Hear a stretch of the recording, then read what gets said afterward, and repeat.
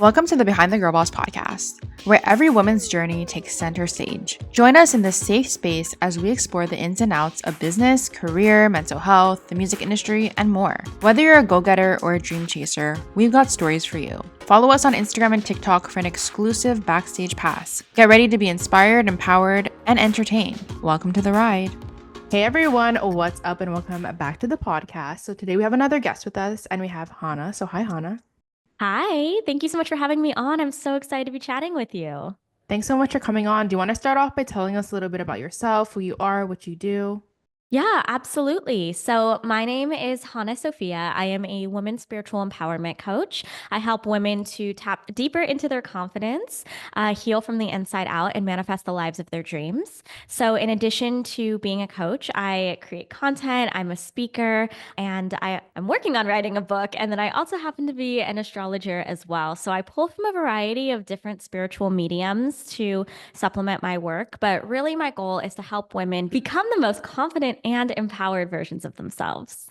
I love that. And I love how many different things you encompass. And I'm excited to dive into Yeah. all that. To first start out, what first drew you to like astrology and spirituality? Was there like a defining moment that made you want to dive deeper? Or was it just like random?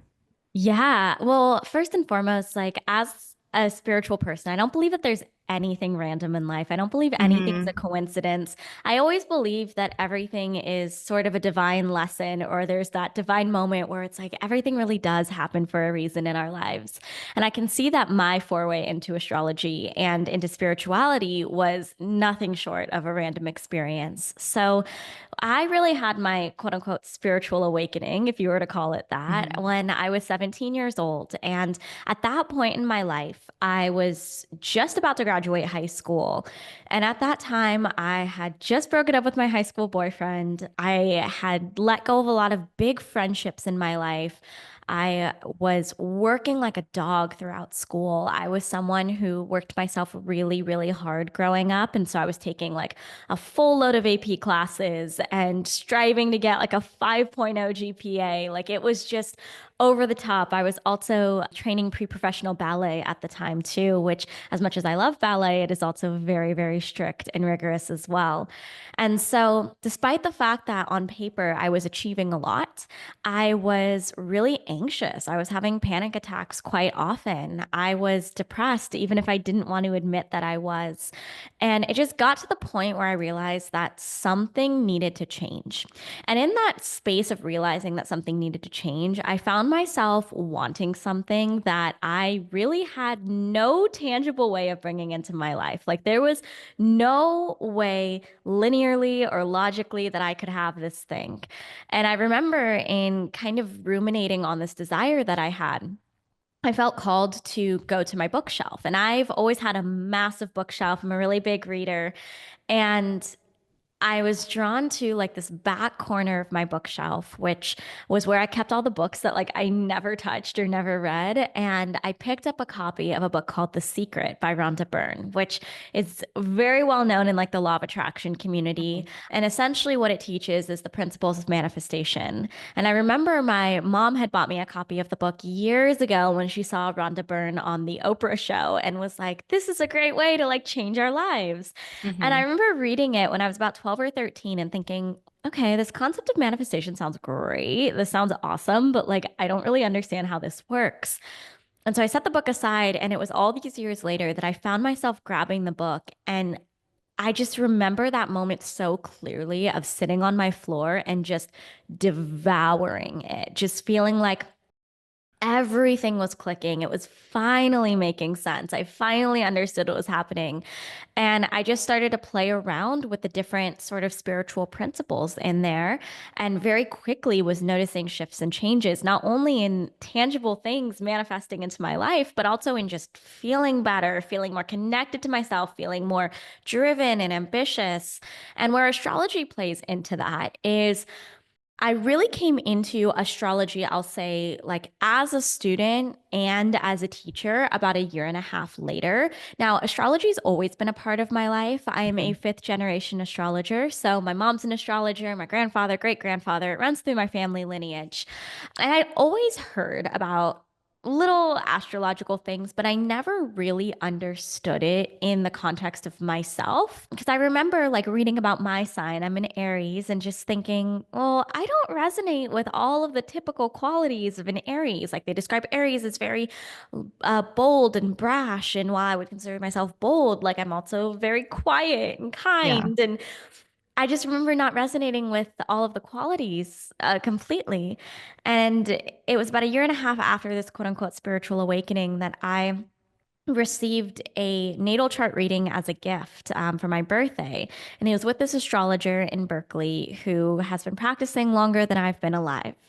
And at this point in my life, despite having this sort of spiritual introduction, I was still very closed off. I didn't really talk about my feelings. I kind of bottled everything up inside of me.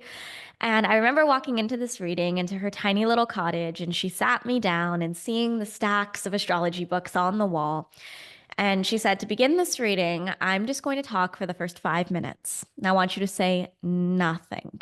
You just need to listen. And I was like, okay, what's she going to tell me in these 5 minutes? And when I tell you that she read me like a book, my jaw was on the floor. And she knew things about me that, like I said, I was very closed off and not super Hmm. emotionally available at this point in my life. So there were things that nobody would have known. And throughout the reading, not only did she validate so many things that I had felt, but it was this sense of almost coming home to myself and recognizing why I was the way I was, like all of the little Hmm. quirks and patterns and beliefs that I'd held, there was actually a deep reason for them. And it actually wasn't random and I wasn't quote unquote crazy. There was a whole tangible explanation for why I felt certain ways. And after I walked away from that reading, I felt like I had a new empowered sense of self-love for the first time in my entire life. And I recognized in that moment, I wanted to give that feeling to others. So I started studying as a student for the next 2.5 years, studying under teachers such as her. Her name is Jamie Call Miller in Berkeley. I studied under Natalia Benson in LA, of course, through my family as well.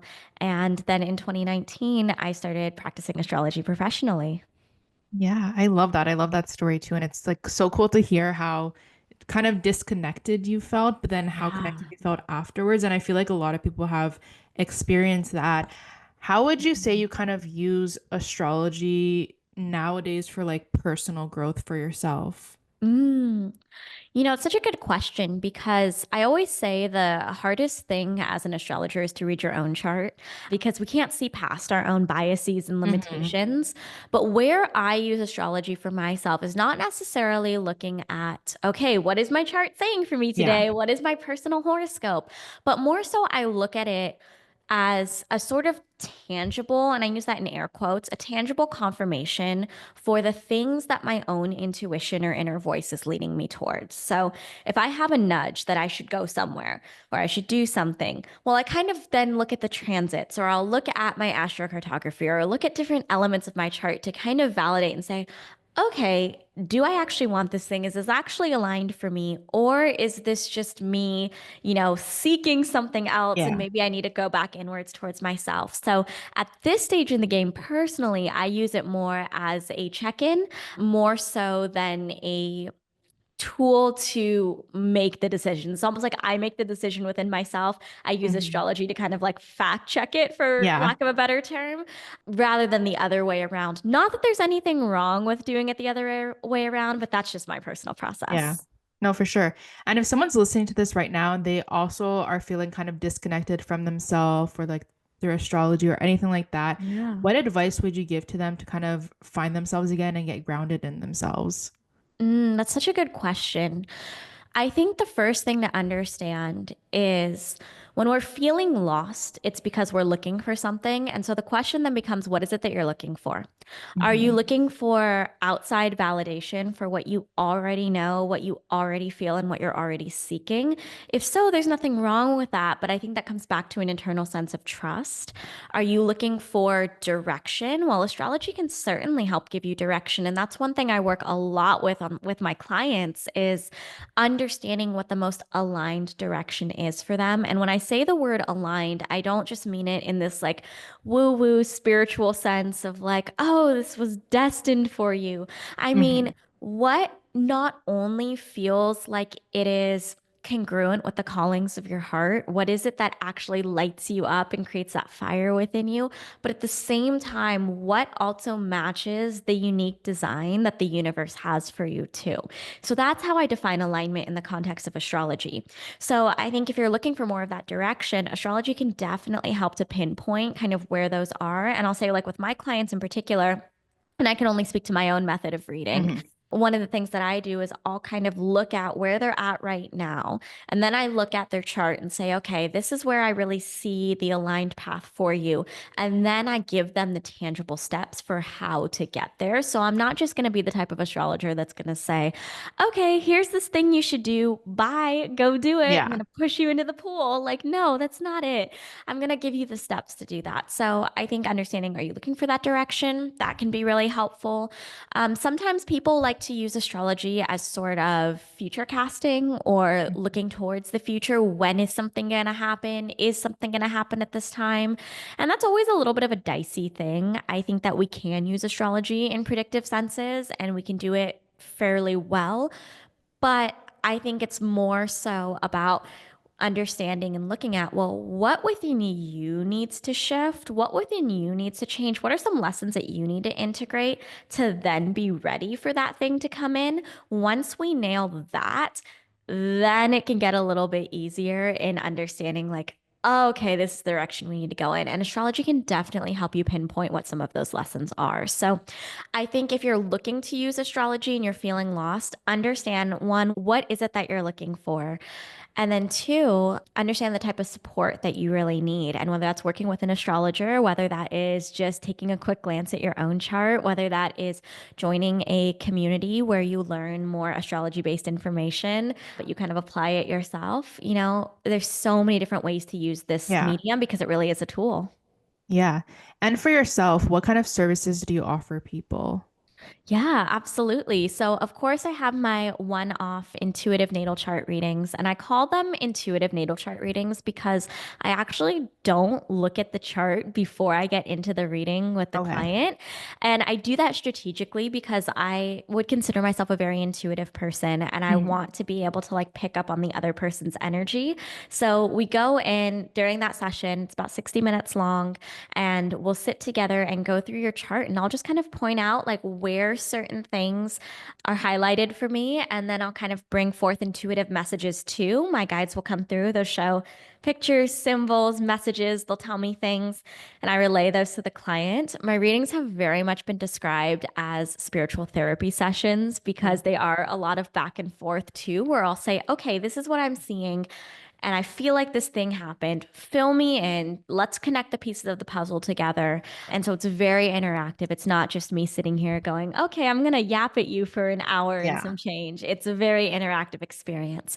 So I do offer that. And then for my clients who are looking to go deeper, I do offer my one-to-one coaching as well, which definitely pulls in a lot of astrology, but we'll use astrology as the baseline as well as doing a lot more somatic work. So we'll help develop your intuition.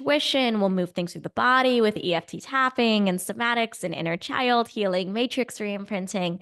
It's a really beautiful combination that combines all of these different tools together for really, really rapid shifts. One thing I like to say is that my one-to-one clients, 100% of them leave talk therapy within 3 months of working with me because of the shifts that they see. We really tackle it from all angles using all of these tools to really get those big, big shifts. And then I also have my membership community called The Truth, which is on Telegram. So you can access it anywhere, anytime in the world. And in that, you get a community of ambitious spiritual women from all across the world. We have so many amazing babes inside of there. I also do 2 live group calls per month in there. So one is like workshop style where I'm teaching a class. The second is hot seat coaching. And then every single day I go in and I drop a brand new like podcast audio in there. It's usually no less than 20 minutes and no more than an hour. So it's anywhere from twenty minutes to 60 Okay. minutes Every day. every day. It is very, very juicy. And in that, I'll cover different astrological transits. So I'll say, hey, Neptune just moved into Aries, which it did a few years ago. Here's what to do. Here's your in depth ritual work for the new moon or full moon. But then I also share manifestation tips, practices, journaling prompts. Like there is so many juicy trainings in there. I think we hit officially 92 as of the time of this recording. Okay. So you join, you get instant access to that library of all of them. And it is my favorite way to work with people right now. Yeah. And for that, do you have to be like of a certain level of like knowing astrology or can like anyone join? Nope, anybody can join from very, very beginner to astrologer and advanced. You can join that, and there will be something to meet you at every single level. I love that. And talking about kind of like your one-on-one stuff, you really Yeah. get to like know the client and like go Mhm. deep with them.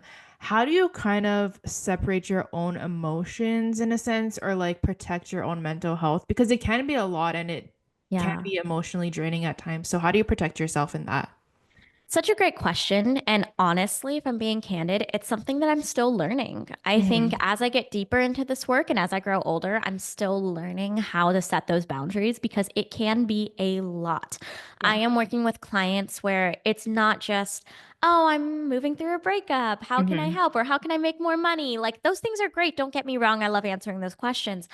But I have clients who are coming to me who have been through domestic violence. I'm having clients who come to me who have been through severe sexual assault and childhood trauma. We are working through really big things. And I am trauma informed and certified too. So Yeah. I am equipped to work through these things. That being said, the way that I really take care of myself is one, I'm so grateful that I have such a strong community around me, from family to an incredible partner who understand my work, understand the limitations of it, and friends who are just so gentle and patient with me if I don't respond to texts right away or I'm not Hmm. always around to hang out because I'm tired and I need to recharge my own social batteries.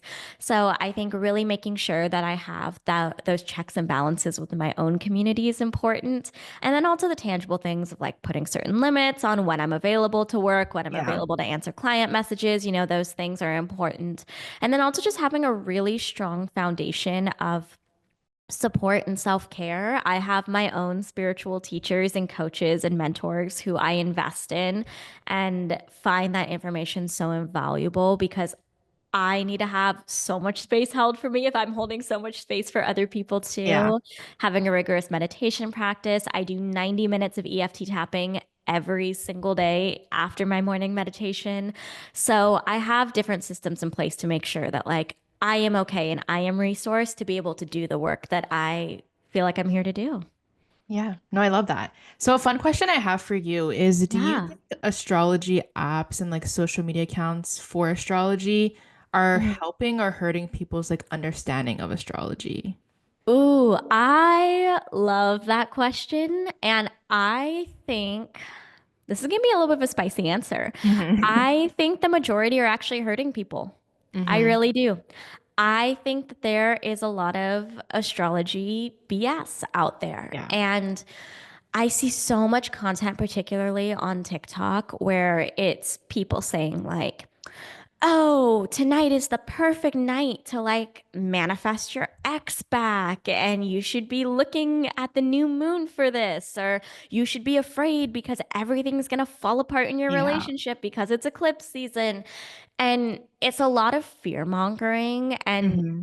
I understand why people do that. And for people listening who are like, who see that content and might be feeling scared, because I get messages from people getting really scared when they see content like that and are wondering why people do it. I'm going to tell you right now why people do it. Okay.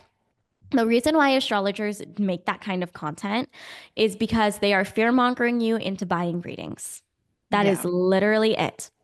They are fear mongering you into buying a reading with them so that they can make money and they can keep you like almost dependent on them, Yeah. right? But I don't want to say like a real astrologer because it's not like these people are bad by any means. And I'm not referring to anyone specific here. There's thousands of people who Yeah. do this. But I think a ethical astrologer is going to really use it as an opportunity to empower you. And of course, Mhm. like, yes, we want to make money. Yes, we want to, having regular clients is beautiful, but you don't want people who are dependent on you. True Yeah. astrology is going to empower you to be able to feel like you can have some sort of control and sovereignty over your life, over your destiny, so to speak. It's going to show you how to work with the energy in a way that's not going to be fearful for you. So I think where it gets to be really hurtful is people just so in their heads over analyzing it, overthinking these transits that really don't have to be a big thing unless you make them a big thing. Because remember that Yeah. your energy, your intention is what's really in control here. And I always will say that your own energy and intention is weighted heavier than the transits themselves. So you get an opportunity to direct that energy based on how you are showing up and leading yourself in your life. So don't feel like you have to be a quote unquote victim to the transits or to Mhm. the circumstances. You don't. And if an astrologer is scaring you into making you feel like you should be, run the other direction because that's not someone who's ethical in their work. Yeah. No, love that. Great answer. And going off of that too, are there any like misconceptions about astrology that you'd love to like debunk right now? Oh, yeah. And the first one is that it's personality typing or that it's a belief system, right? There's Mhm. kind of like two different categories. Some people think it's personality typing, almost like a Myers-Briggs or an Enneagram, and it's not. You don't just fall into a bucket of one of 12 signs. Yes, you have the sun signs, but the thing is that there's so many nuances to the natal chart, and every single chart is so unique. If I were to give the most cliche, cheesy metaphor, I could say it's like a snowflake, right? A single chart won't repeat for 25,000 years. That's And that is crazy. because of I know, the endless amounts of combinations that you can have in a single chart. So, first and foremost, there's no way to personality type it because even twins who are born a couple minutes apart are going to have nuances and differences to their charts that influence the threads of their being. Now, the second thing that I hear a lot is belief system. So people will say, well, I don't believe in astrology. And like, quite frankly, I don't believe in astrology either. And that's because it's not a belief system. It's Mhm. a tool, right? And just like when you're building something, there's a time for a wrench, there's a time for a hammer, there's a time for a saw. There is a time and place for astrology. It may not be applicable to every single situation, although it can be applicable to most. There may be times where looking at your transits is not the thing that you need, and that's okay. It's one tool to have in your tool belt to use if and when you feel called to use it, but it's not something you necessarily need to put faith or weight into because it's not a belief system. Yeah. No, I agree. And if we turn to like manifestation, Mhm. how do you personally like to practice manifestation? Because I know there's so many different ways. Yeah, absolutely. So I believe that we're always manifesting. I believe that it doesn't matter what it is, we are always consciously or unconsciously manifesting our Hmm. lives. So, where understanding the principles of manifestation is important is in becoming a conscious creator of your life instead of unconscious, more so like letting life happen for you instead of letting it happen to you. The thing that I think a lot of people have some trouble with is I always believe that there are times where we will manifest things in our life that we don't want. There's going to be Hmm. times where we manifest things in our life that we would not choose, that suck, that are not fun. But those things are gifts. Those things are gifts. They are gifts, they are lessons. And when you learn them, you don't have to repeat them or experience them again.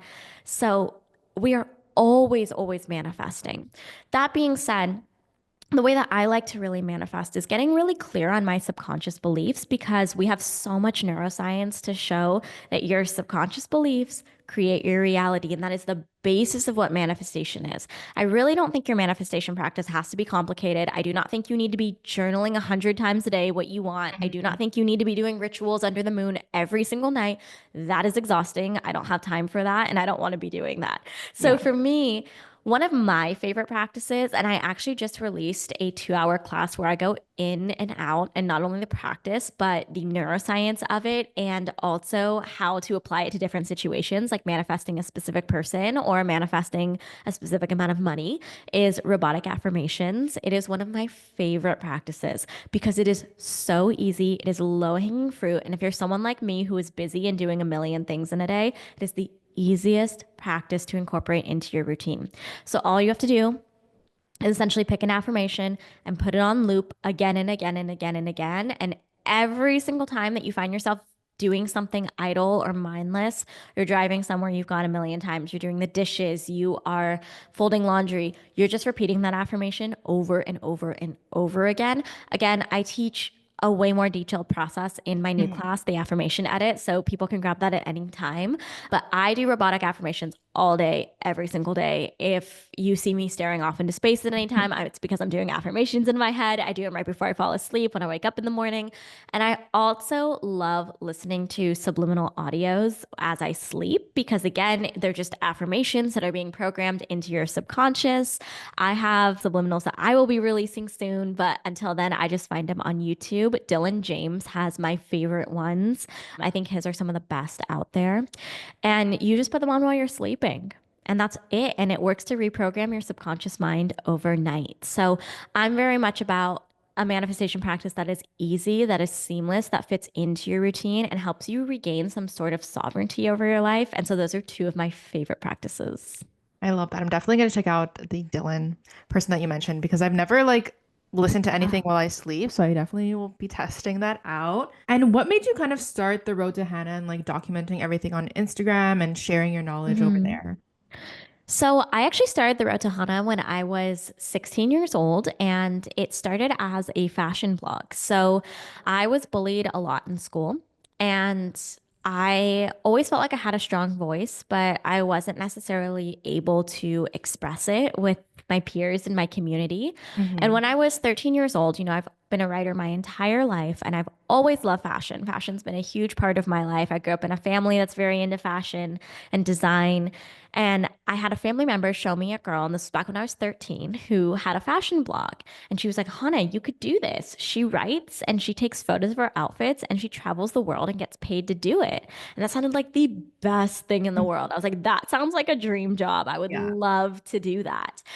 But I had enough foresight to realize that no one wanted to read a blog from a 13-year-old at the time. So I waited. And when I was 16, I decided to, one, kind of like I almost want to say like drop out of traditional school where I finished up high school online through homeschool instead. So I moved over to homeschool to finish up my high school and I decided to start my fashion blog. And I called it The Road to Hana and I took my little personal Instagram with 200 followers on it in a private account. And every single day, my mom would take a picture of me in my outfit in front of our garage door.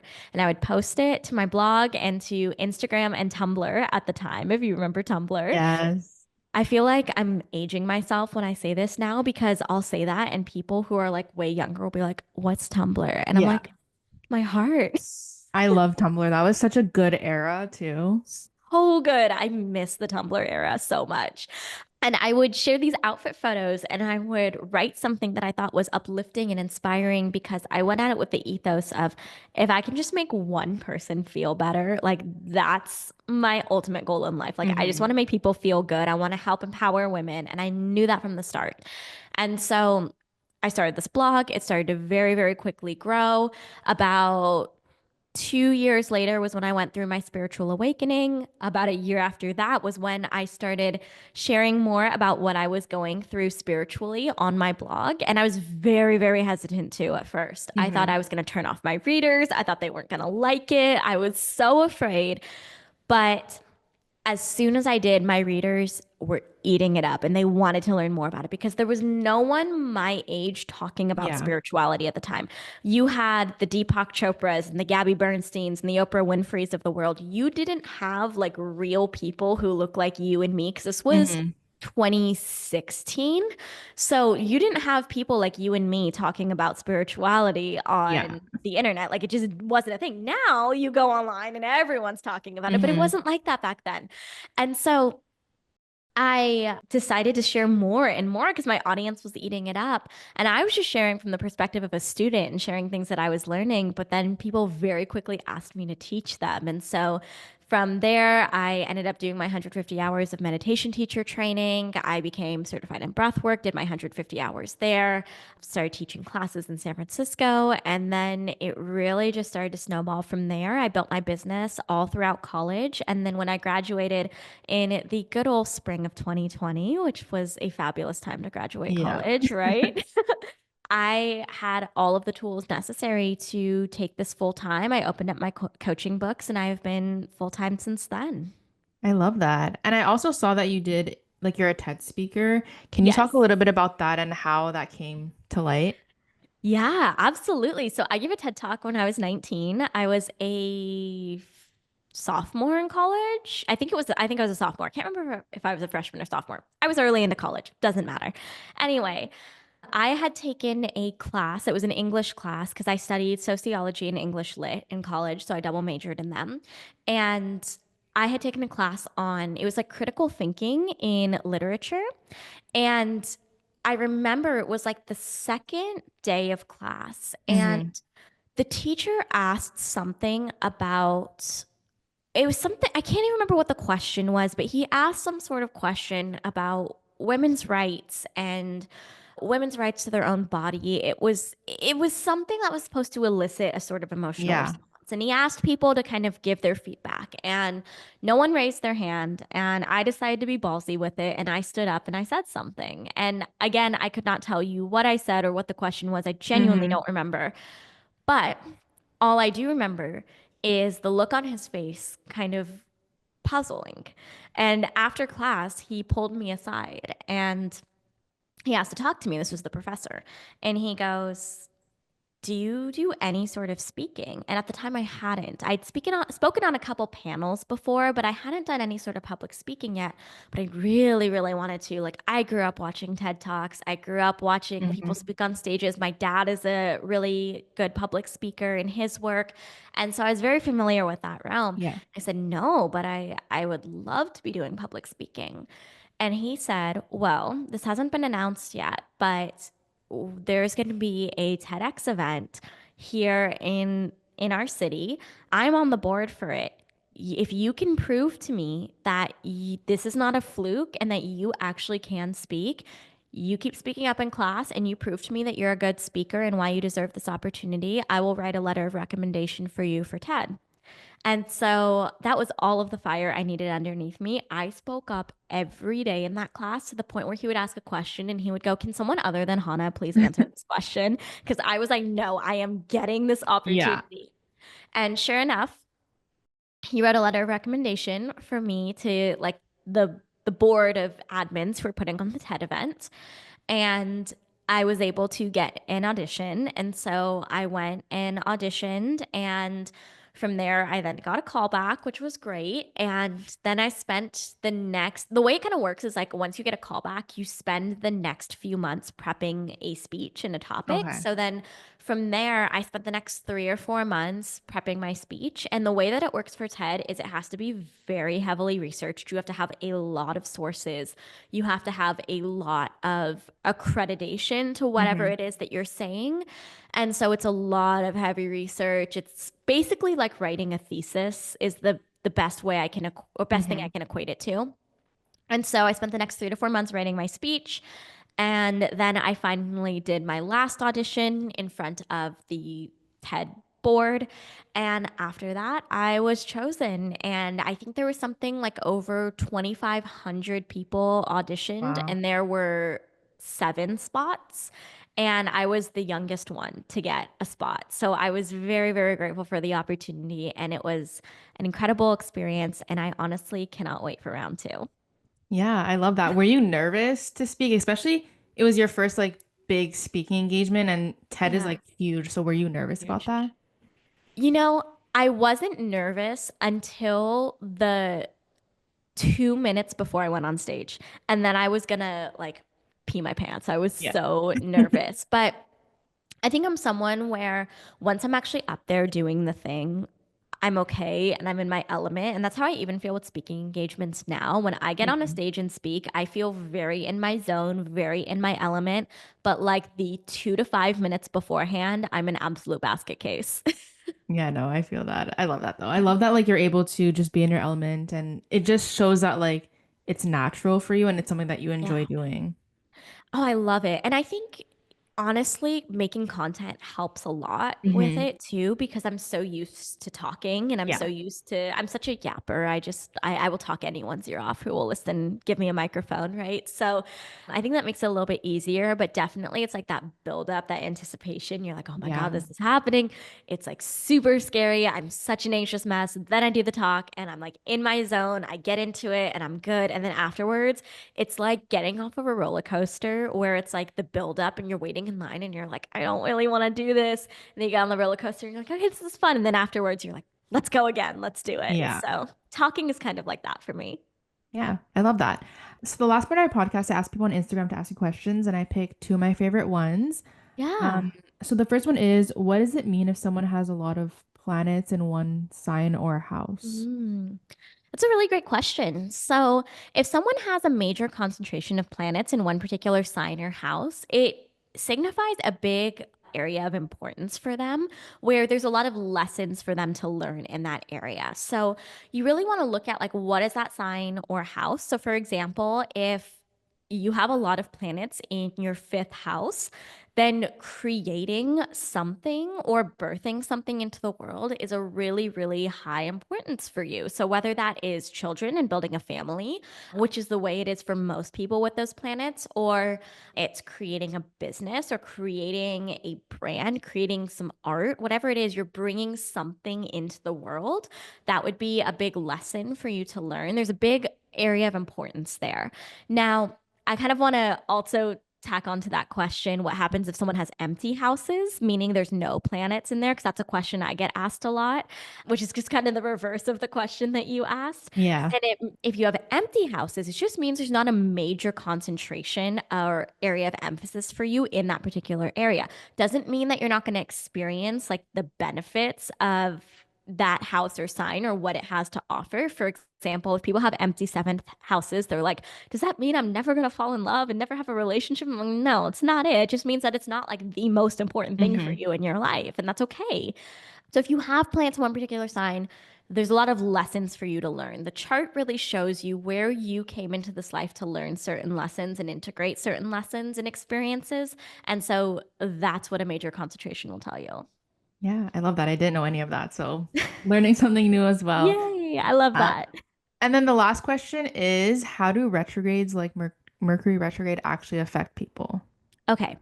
So here's the thing I love to say about retrogrades. Hmm. Retrogrades are not a bad thing. Retrogrades are merely a opportunity to shift your perspective or your perception on something. So a retrograde happens when a planet in the sky appears to be spinning backwards from our vantage point here on Earth. However, it's not actually spinning backwards. That's impossible. It's an optical illusion. And so it's really just our perspective that leads us to believe that it's spinning backwards, which means when we shift our perspective, we'll see that everything was kind of right all along. So, a retrograde is an opportunity to shift your own perspective. So, Mercury retrograde, Mercury is the planet of communication, technology, the logical mind. Well, where are you getting so wrapped up in how you think things should be or how they should look that you're not allowing them to have the space to be how they actually are? That's what can happen a lot during retrogrades or Mercury retrogrades in particular. Venus retrograde has us look at our relationships and ask, is this actually in alignment for us? Is this actually in alignment with our highest vision of love? Is this what we actually want? Or are there shifts and changes that we need to make within ourselves in order to experience the changes that we want in our love life? Because what we need to understand is that when you shift and change, everything around you will shift and change too. So yes, a retrograde can cause some chaos or some unprecedented events. But the thing to understand is that once you shift and change, integrate the lessons that that retrograde is bringing up for you, your retrogrades can actually be really smooth sailing and they don't have to be a bad time at all. Yeah, I love that. Well, that's all I had for you today. So thank you so much again for coming on and sharing all this. I love the conversation.